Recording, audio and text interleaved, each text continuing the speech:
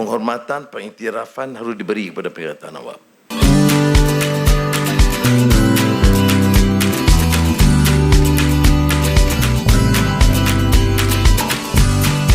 Pegawai pejabat awam yang berkhidmat dengan baik, dengan cemerlang, walaupun masuk kategori yang belum begitu senior, harus diberikan ruang yang baik.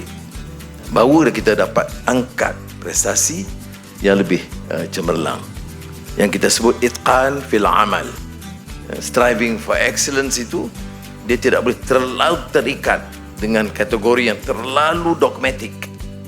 Harus ada sedikit penyesuaian harus diadakan. Dan ini tentunya bukan ruang untuk saya atau Jemaah Menteri, tapi kita berikan ini ruang kepada Jabatan Perkhidmatan Awam. Dan 3,5 tahun berlalu, saya selaku Perdana Menteri, KPPE ada, KSN ada. Saya mewakili sosok atau pandangan di mana penghormatan, pengiktirafan harus diberi kepada Perkhidmatan Awam.